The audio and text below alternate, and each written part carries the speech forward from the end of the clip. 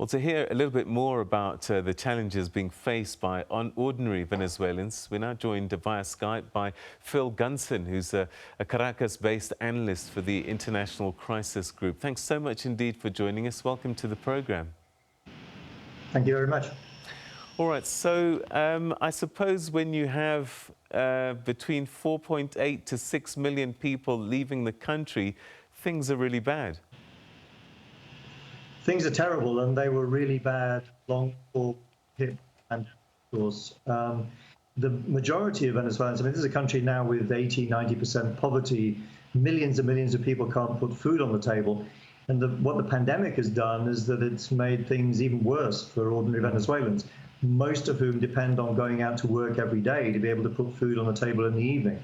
So that's the principal problem that we're facing right now. Also, we're under US sanctions. The oil price, of course, is the mainstay of the economy. The oil price has fallen through the floor. So there isn't enough money to import food, and the food produced here in Venezuela is not enough to go around, and the prices are out of reach for most people. And how are Venezuelans coping, the authorities, in terms of managing the pandemic, and also just ordinary Venezuelans having to deal with it on a daily basis?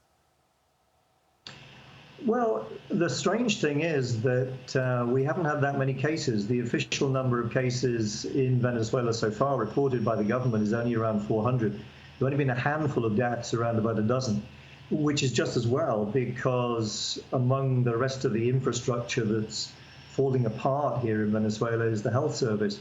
If we're hit by anything like the kind of number of cases that have been seen elsewhere in the world, the health service here will just collapse under the strain. It's not capable of dealing even with ordinary illnesses on a day-to-day basis.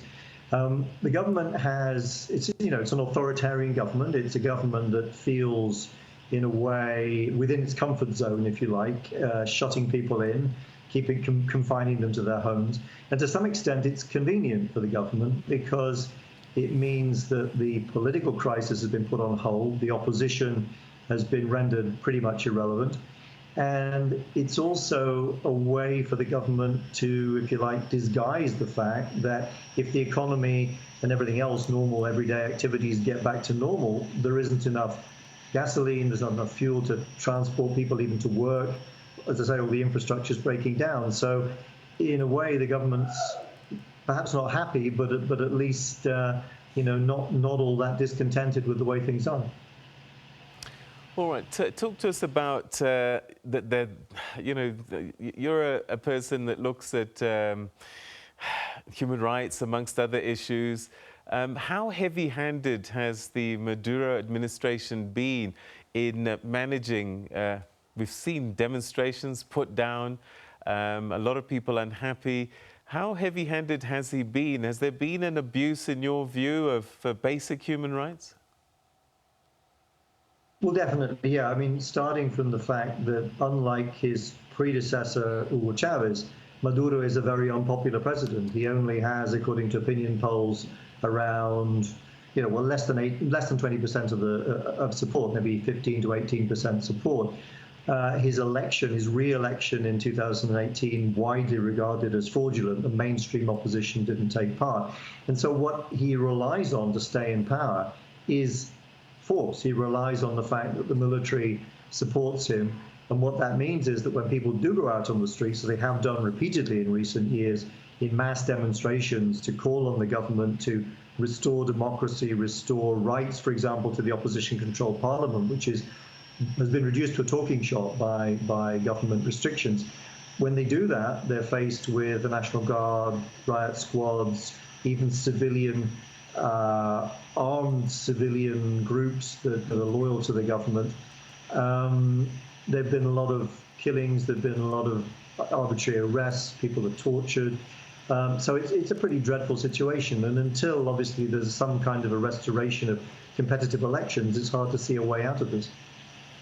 And in the meantime, the ordinary Venezuelan is dealing with we can't even call it hyperinflation. It's beyond that. Yeah, it goes up and down. We certainly are in hyperinflation. We've been in hyperinflation now for a couple of years. prices in April, for example, rose 80%, 80% in the month. When you translate that, I'm not an economist and my mental maths is not that good, but you're certainly talking about thousands and thousands of percent inflation, maybe into the tens and hundreds of thousands % inflation per year. And that makes it impossible for people just to survive in the way that you would expect to be able to in a normal situation. As I say, most food, most basic goods are out of the reach of ordinary people. An average, a basic salary, a minimum monthly wage in Venezuela is only in the region of a few dollars per month. So the government is only hanging on, as I say, because it has force at its command, and that's why we see rather foolish attempts that we saw a few days ago to try to overthrow it by force in a way which clearly was doomed from the start. I'm just trying to figure out how the average citizen then survives. I mean, how do they keep things together? I mean, as we said, up to 6 million people have fled, and it was literally due to the economic situation at home. So those that have stayed behind, how do they survive? Yeah, clearly you can't survive on a minimum wage. If you're trying to support a family on a few dollars a month, it's absolutely impossible. So what people do is they either leave, as you mentioned, or they have several jobs. They work on the black market. Many people, millions of people in Venezuela are dependent on remittances from abroad. And that's another thing, another aspect of the crisis now we're facing because of the pandemic. As a result of the fact that the global economy is shut down, clearly the people that have left the country and in ordinary circumstances would be maybe sending $50 or $100 a month to their relatives here can't do that because they've lost their jobs, because they're struggling themselves to survive. So remittances here and elsewhere in the region, and of course elsewhere in the world, are plummeting. And that means that people are literally potentially facing famine here. It seems absurd for the country with the largest declared oil reserves in the world that Venezuela now ranks number 4 or 5 in the world in terms of the number of people potentially facing famine in the near future if this situation is not fixed.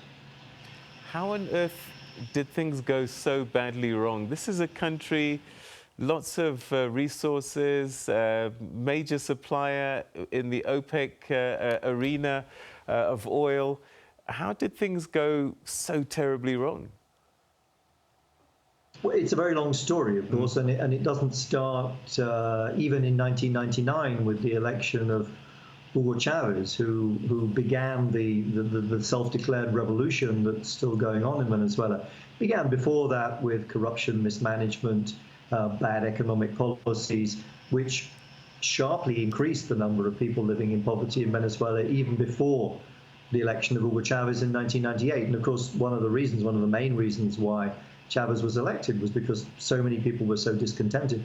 They wanted to get rid of politicians and they wanted to bring in a former coup leader because they thought that this was the iron fist perhaps that was needed, that the kind of radical change that was required.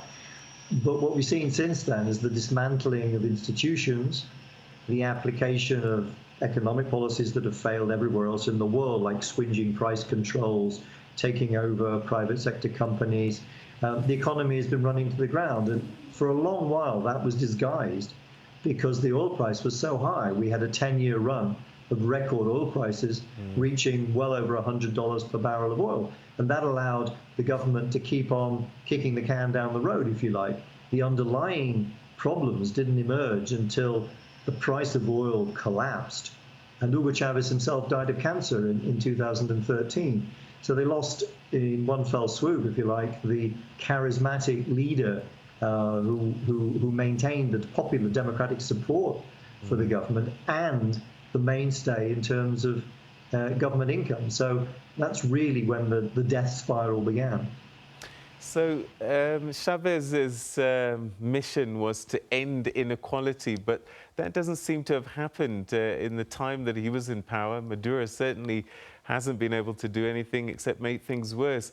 And, you know, depending on the statistics you read, you know, they talk about poverty affecting 90% of the population. Well, that's correct. And it is ironic that a movement that came to power devoted to improving the lot of the poor has ended up making things much worse. All the statistics now, and this is a government that disguises the statistics as far as it can. It doesn't give us information. We don't even, hard as it is to believe, we don't even have a weekly epidemiological bulletin since the end of 2014. So, you know, we don't even have health statistics here. We don't have GDP statistics or inflation statistics from the government. But every independent source confirms that things are much worse now than they were when Chavez came to power. And it's not that they were particularly great then. So this is really, in a way, a kind of a time bomb at the heart of Latin America, because it's not a situation that is confined to the borders of Venezuela. You mentioned the migration, which of course is putting a great strain on countries in the region, which themselves are not necessarily in great economic shape. But there's also disease, you know, borders don't contain epidemics of any kind. And we have malaria, we have dengue, we have all sorts of things even before the coronavirus came along.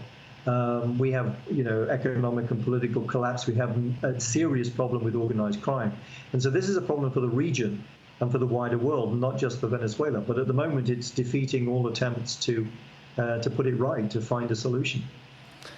I mean, we can go on forever. There's so many areas of concern. You've mentioned the migration, so the refugee crisis. But in the midst of all of this, I hear that human trafficking is also on the rise. That's true, trafficking of all kinds. When an economy collapses and people are plunged into poverty, of course, some turn to crime, some turn to contraband. This is a country, of course, as I mentioned, which has been practicing extremely stringent price controls, which means that everything here is much cheaper, has been up to now, than it is in the surrounding region. So you can smuggle anything. Gasoline is a very favorite item to take, or was until it ran out, across the border into Colombia and Brazil. But unfortunately and sadly, people are also a commodity that is smuggled. And people who are desperate and who need to leave the country and who don't necessarily have papers, because it's very difficult to get a passport here, those people are willing to pay traffickers all that they have left if they'll take them abroad. And many times, especially if they're women and young girls, they end up prisoners, slaves of prostitution rings. So it's one of the sadder aspects of a very tragic situation. That now, you know, it's the contraband includes people. All right, and children always vulnerable in these kinds of situations. I'm told that the attendance at schools is dropping as well. Millions of kids not showing up to school. Many kids used to go to school primarily not for the quality of the education, which again is another thing that's been deteriorating a lot in the state sector in recent years. But they used to go to school. Their parents would send them to school because that was one way of getting a square meal in the middle of the day. And now the government doesn't have the resources to give most school children meals. So a lot of kids have dropped out of school because, quite frankly, they can't even concentrate on lessons because they're so hungry. Infant malnutrition is another very sad, very tragic aspect of the situation. This was always a country that was able to feed itself, but not only feed itself, but actually export a surplus. When I arrived 20 years ago in Venezuela, Venezuela was exporting rice, for example. Now it doesn't have even a fraction of the rice that it needs to meet its own internal demand. And kids are going hungry, and their children and old people, particularly the most vulnerable, sick people, are dying of malnutrition. Many people are dying of preventable diseases. Medical treatment is extremely scarce. Ordinary basic medicines of the kind that you would expect to find even in crisis situations. I mean, I've talked to people who've worked in the Gaza Strip, for example, and say, you know, you've got more access to medicines, to basic medicines in the Gaza Strip these days than you do in Venezuela. All right, so I suppose finally, a political solution is critically urgent, because this crisis that Venezuela is in is unsustainable. Something has got to give. That's right, and there have been talks. There have been several sets of talks in recent years. Most recently, last year, the government sat down with the facilitation of the Norwegian Foreign Ministry with the opposition. They had a series of talks first in Oslo and then in Barbados. Those talks broke down in the middle of last year, and it was that breakdown which led ultimately to this failed and rather ridiculous invasion attempt of a few days ago. The government doesn't want to negotiate because it basically feels, I think, that any situation other than staying in power could end up with the individuals who are at the heart of power here in jail for the rest of their lives, or even worse. The opposition has doubts about negotiating because it doesn't trust the government. It feels that it's been let down many times before. And right now, the atmosphere is perhaps as bad as it's ever been. The only thing that perhaps might ironically save us is that the situation is getting so bad that perhaps it will concentrate everybody's minds. But right now, even severe US sanctions have not brought the government to the table, and there's no immediate prospect of that changing.